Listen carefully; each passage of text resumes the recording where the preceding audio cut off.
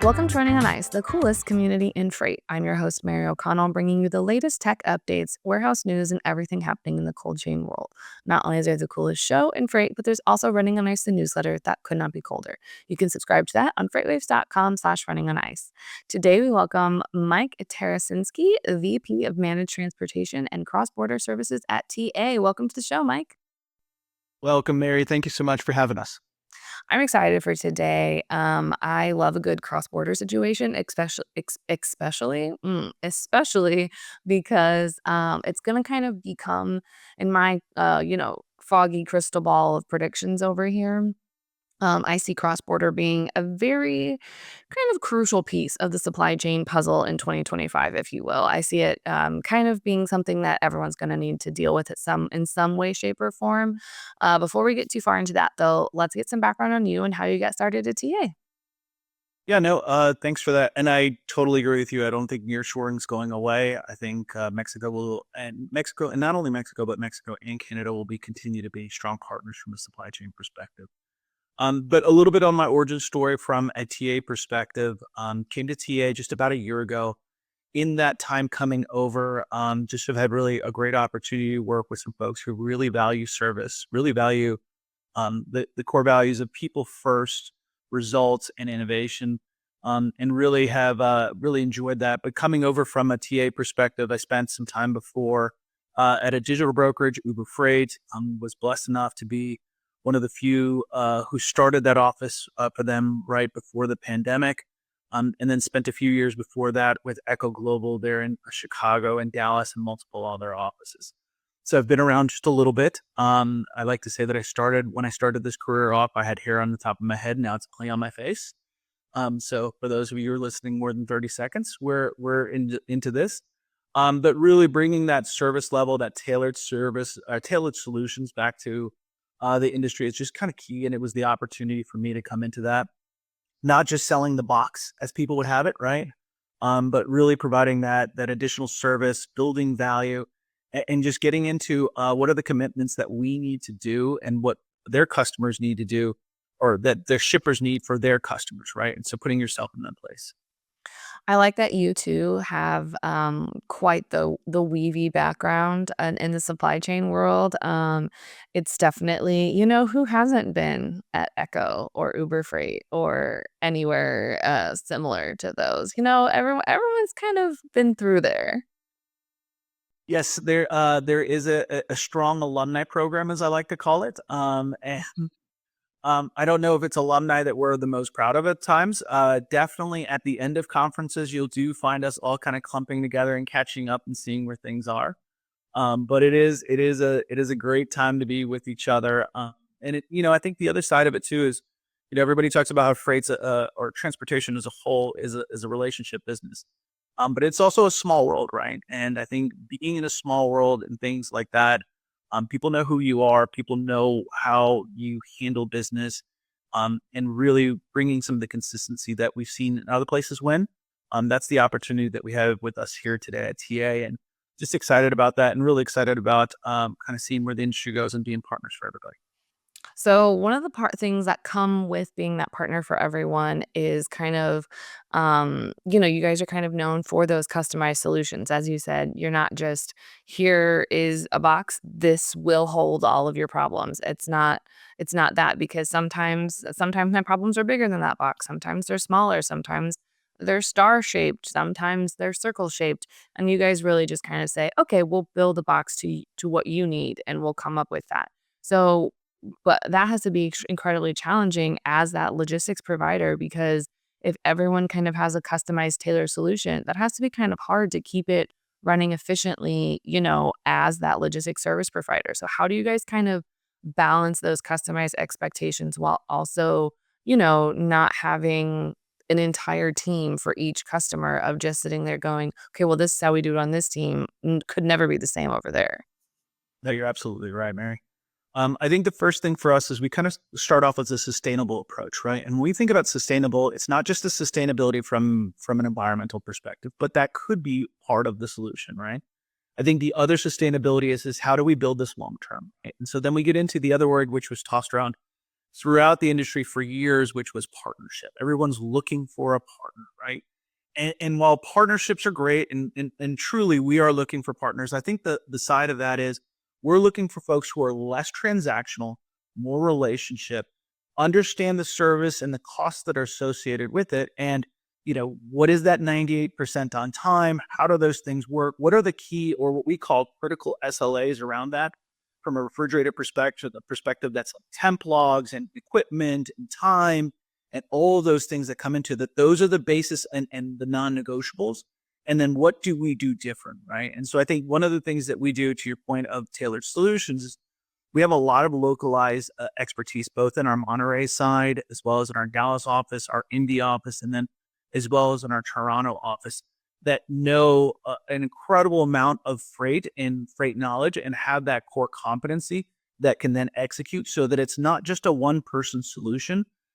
It's a solution that when you start thinking about securing capacity, you start thinking about regional demand spikes, all of those things that build into that.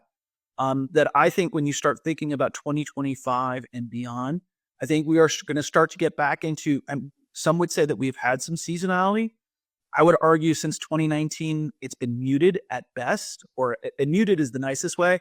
I think from a macro perspective, we haven't really seen them, right? And so I think when you start to see that and see that rising tide out of the Southeast, when you start to see those changes that come in, when you start seeing the proteins, the pork, the poultry, the beef going into those Gulf ports and things like that, you're going to see those changes that historically we haven't seen in the last 4 or 5 years. And part of that is because we have an oversupply of carriers and oversupply of capacity.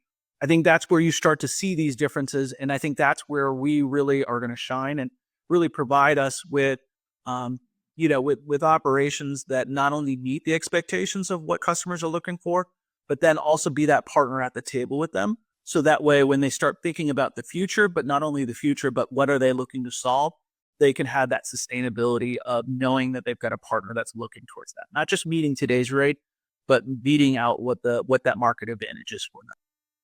And I think that's something that a lot of people forget, especially, kind of on that logistics service provider 3PL side of things is that, and also for a shipper, like, you're going into this really looking for partnership. Unless you do just want someone that you say, "This is very transactional, you will do exactly what I want."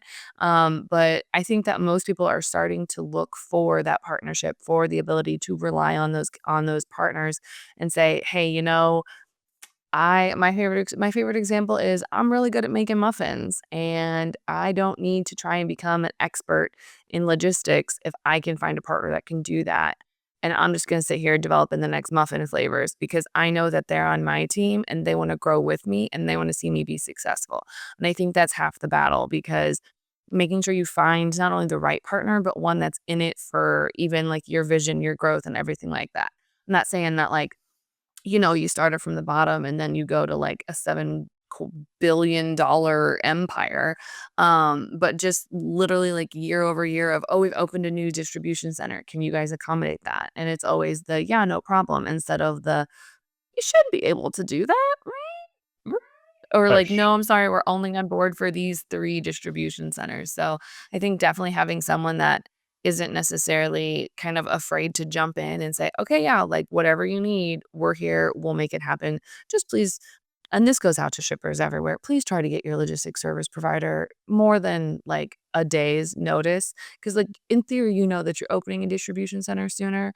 They shouldn't find out from the carriers that there's a new facility because that doesn't really work out very well.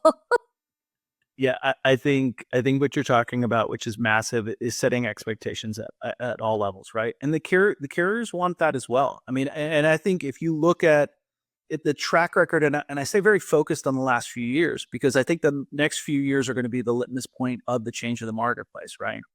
And I think when you think about that of setting expectations, we talk about food safety, talk about quality assurance, all those things. I think that the big word, which is becoming far more and more of a cliche, but I still think it's valuable, is transparency and then responsiveness, right? And that responsiveness isn't just a response back to when someone's saying there's a problem. I think it's responsiveness to what we're seeing in the marketplace so that we can then be proactive to the carrier community. We can be proactive then to the shipper community, and then also giving them visibility to your point of communicating expectations. Let us know before you're going to have the next facility and when it's opening next Tuesday, right? It's like, oh, we should have known that. Well, how are we supposed to know, right? But then on that same side, how are we engaging to understand those things, right? And I think that's where you start to get into it, because then at the end of the day, especially when we start to pivot into some of the high value goods, some of the things that we're doing, say pharmaceuticals and maybe even some of the organics and things like that that are in there. And I'm not talking the food on the organic side, but those things that have various precise handling. I think you got to understand, and I think that's the net result is that those shippers have very uh, very low tolerance for temperature deviations and things that are there, right? So if it's a fuel issue, if it's a power issue, like those things are able to be addressed at real time. They're very hard to be addressed 6, 4, 8 hours afterwards. And that just doesn't give anybody any room to work. And I think that's where that transparency and that responsiveness really come full circle back into the discussion point. Yeah, and I think, specifically with temperature controlled freight, it's difficult to, it's a little easier with dry van if, oh, something was a little late or, like, you can kind of run a little bit behind the 8 ball there because ultimately, like, if a pair of jeans gets hot, you can still use them. It's still fine. As long as nothing is physically damaged, you're good. But with temperature controlled, you can't if that driver's been on the road for 3 hours and he's out of compliance on his temps, like, good luck, because that's not gonna be a good time. That's gonna be a huge mess. But you mentioned one thing, which is, like, you wanna keep it very predictive. You don't wanna fall very reactionary, and you wanna do that kind of throughout your ecosystem with your carriers and your shippers and everything like that. You guys do a fair amount of cross-border freight, so how do you and with that comes 2 countries or more of, keeping up with rules, regulations, paperwork, customs paperwork, the whole 9 yards, where sometimes if you mess up your customs paperwork, you're gonna end up paying a fine that's bigger than what you would have made the profit you would have made off that shipment. So how do you guys kind of stay on top of the new regulations that are coming, and then also ultimately, still protecting your shippers? Yeah, I think it's the confluence of people, our product, and really, it's a lot of it is our technology, right? So, I think one of the things that we've done, and I'll start off with it just with myself as well as some others. We brought some people in who know the industry, who know those things. People who are in specific as it pertains to Mexico bilingual. We have got a person who's actually at the border who's was part of our executive team that's now in there. So we've got a Miguel Perez that is just done some amazing work on that as well. So I think, there's a first familiarity of understanding the landscape and where we are. The other side of it is that when we get into our product, we're incredibly process driven. So our process is going to be the key by which we measure ourselves. The outcomes, like you say, sometimes the ball will bounce the wrong way, or the cookie will stick with the baking analogies. The cookie's going to crumble, right? Uh, to your best to your best hopes and baking dreams, right? Of a perfectly snapped cookie with a gooey center. Like sometimes the cookie crumbles, right? And I think the thing about it is in those moments, that's where we revert back to our people, and that's where we revert back to some of our technology. Understand where did we have a break in our process? How can we help through those things? And I think the last aspect of it is, um, well, while I would say for a lot of folks, the border can be a great mystery. I think it has its challenges. I think it's like anything else. You could say the ports can have a great mystery, right? There's a lot of different things, and especially temp controlled. But I think that's where we get into our partnerships. We rely on our carriers, we rely on our shippers to give us the best information. If that information isn't the best, we need to push back on that early, not at the time of shipment or not at the time of border crossing.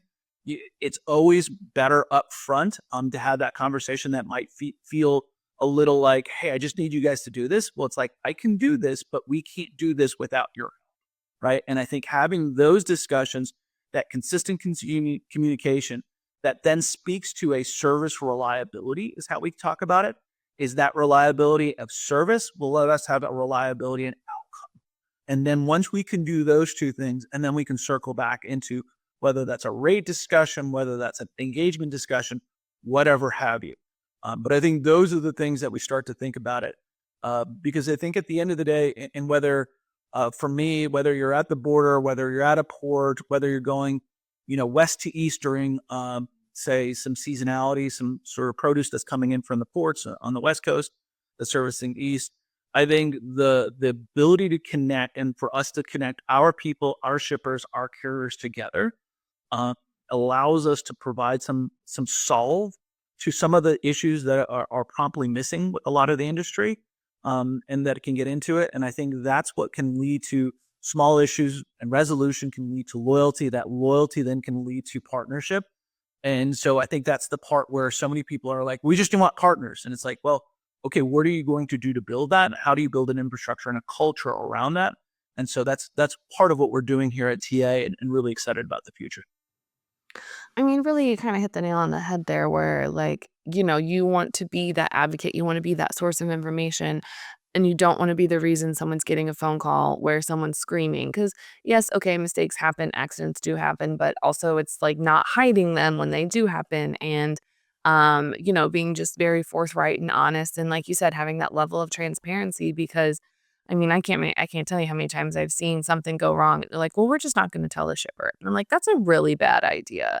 Because they will always find out, and then that breaks that trust, and then you're like, "Okay, well, they found out this time, but, like, how many times have they done it before? And, like, what are they actually doing with my freight?" And all of this, and it's just, it's not a good idea to be sneaky, and, but also, like, the same people who are like, "Oh, I wanna build this, I wanna have all of these relationships, et cetera." The same people who have that are also the same ones that lie to their customers, and so I'm like, if you just take care of them and show up consistently and in a reliable, predictable way and have the shippers back and also have your carriers back, then suddenly that looks like a lot like a partnership. Oh yeah. Yeah, and I will tell you, I think the deep cut that I would share with anybody in the industry, right? And I've talked about this on a couple of panels and things like that. Uh, Most recently did one with Tim Perkins that I really enjoyed doing, having great discussions. But I think not only just leading with what went well, but I think leading also with what was a failure or what was a near miss. What did we not do, or what did we learn, or how did we adjust our process that then circles that back? Because I think all too often service providers, and we're all guilty of this, and you kind of alluded to earlier. Hey, you have a new plant? Yep, sure, we can do this. Hey, you have a new facility? Great. We're going to a new country. Wonderful. We can do it all, right? And the truth is, not everybody can do it all. And certainly and I think that's a speak to someone's character in some ways. But I think the way that I would really more say it is that by sharing some of the gaps, by sharing some of the learnings, by sharing some of those things that you've changed that are very directly related to their freight and servicing their customers, that builds more loyalty, more trust than 500 loads that delivered on time. Because then we get into the oldest of old adages in transportation: is you're judged by your last load. Uh, and so we know that to be true. If we all know that we're all going to be judged on our last load, then the question becomes, okay, so if we did 500, great, we did this last one. What did we learn over the first 500, and what was different in this one? Right. So then we don't get into, well, mistakes happen, a driver fell asleep, something happened, et cetera, which happens. But I think there's also another side of, how do we have the processes around that so that if a driver is asleep, or if certain things happen, or God forbid there's a fatality or things like that, you're hearing from us first to the best of our ability. And then that we will be your partner who will walk through with you on those things. I think that's where we really see a difference for ourselves. I have a question. Why do you think that people are so scared to talk to their shippers? Like, when I used to work at a freight brokerage, like, we handled all different types of loads for these, not necessarily just temperature controlled or dry van, we handled everything. But they were like I would run bids and I'd say, "Hey, can you get me a picture of the freight? Can you get me this information from this shipper?" And they're like, "Well, we don't wanna bother them." And I'm like, "Okay, well, they're paying us to go out and get them pricing and go out and service their freight, and I need a picture of their freight so I can go get them the best pricing, otherwise we're not doing our job, so, like, why are we always terrified to call our shippers?" Yeah, I think it's a case by case. I would say the one thing that again, using cliches from the industry that we've all heard, uh, but I think it also speaks to some of the way that the industry's run over the last probably 15, 20 years, is no news is good news. And so a lot of providers look at this of, unless there's, if I'm asking for more, there's no news that I'm giving to them that's that. So I'm part of that good news kind of feedback cycle, right? I gave it to insert provider's name. In this case, we'll say TA. I gave it to TA and all my problems went away, right? That's how our industry was built for decades. And I think what we've seen over the last 4 or 5 years, and what I've been very happy to be part of teams and part of TA is that when we start thinking about the results that we're getting, or what we're doing with our partners, we're not perfect like everyone else, right? I'd love to tell you we are, but CEO may not be happy with me saying that, but that's okay, right? I think the other side of that is that we are willing to have those conversations, the good, the bad, and the ugly, because I think that's where we show our value. That's where we start to really display what controls we have over the supply chain. And as it pertains to, on the running on ice and on temperature, you have to have as many controls as you possibly can without being obtrusive to the process itself. You can't hold the process back, right? So I think there's ways that you go through that, and I think that there's a lot of positives to the marketplace that are starting to happen, and we see that with real time tracking and things like that.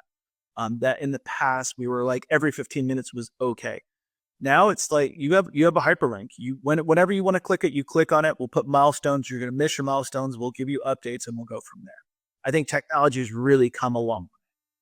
I think it really has, and you brought up some good points, like, it truly is shipper by shipper, but the amount of times that I think I would, like, just yell, not yell, but just be so frustrated that no one will call them for one simple thing. I'm like, "They're paying us to do a service, we need to do this service." Right. You're absolutely right. Alright, so we are coming near the end, and there is a question that everybody that comes on the show has to answer, and Mike, you're gonna be no exception. It could potentially be the hardest question you get asked all day. Are you ready? I am ready. Is cereal considered a soup? I would say I'll answer it with a question that I'll pose back to you, but I'll answer your question first if we're going to take serious questions here. But the first answer to your question is, I would consider cereal a cold soup. I'm a big Special K cereal guy. I can eat Special K. Maybe I've been on the road too often, but you can almost find Special K in every breakfast buffet slash stuff that's down there, right? So yes, I would say cold soup. Uh, so that, and Mary, to your side, Okay. just Alright. kind of thinking about this, if reefer, or specifically temperature controlled freight, was a reality television show, what would you call it? Well, first of all, I would want it to be shot a la Below Deck, where, like, you have a crew working in the warehouse, maybe you follow them, there's some drama, except they're not on a multi-million dollar yacht, they're in a multi-million cold chain warehouse. Um, but I think I would want it to be this is good because I watch a lot of reality TV show. I'm not into the housewives, but I'm into just about everything else. I think I would want it to be because then they could do, like, a spinoff of, like, a Love Island of just cold chain workers. I think it would have to be,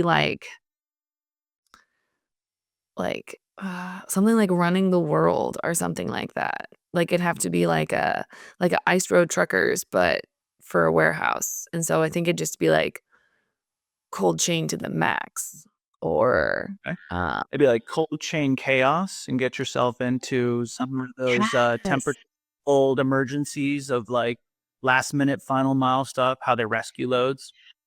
"We gotta There get you this go. birthday cake there on time." I There also you love go. the alliteration there. There you go. Cold Little chain CCC. chaos. Yep. Yeah, little There triple you go. C's. Triple C's. There you go. That's it. Of I like that a lot. Thank you so much for asking that question. course. Of course. Thank you so much for having me. if someone has their own proposal for Cold Chain as a reality TV show, or if they wanna take on your soup opinions, or if they have questions on kind of, maintaining those partnerships, figuring out what to do with cross-border, where can they find you outside the show? Yeah, so I'm on both LinkedIn, so it's not hard to find it, Mike Chersinski, or just look up Mike T. But also through taservices.com. We have a full onboarding list on there. You can reach out, it sends an email. We all get it. And we just would be happy for anybody to reach out. And if you happen to see me at a trade show that's coming up, we'll be at, I think, a couple ones starting in January here. But we're excited about that. Please feel free to stop by, say hello. Always love meeting new people and just increasing our network, because at the end of the day, transportation will continue to be and is a relationship side. And the greater our relationships, the greater our network, the better opportunities we have out there. Well, you guys heard it here first. Mike's DMs are open, and he likes to meet people. So thank you so much for joining us today. Thanks so much for having me. You can catch other episodes of Running on Ice right here on YouTube or anywhere else you get your podcasts, like Apple Podcasts and Spotify. Need more Running on Ice news? No sweat. Subscribe to the newsletter on freightwaves.com/runningonIce. See you on the internet.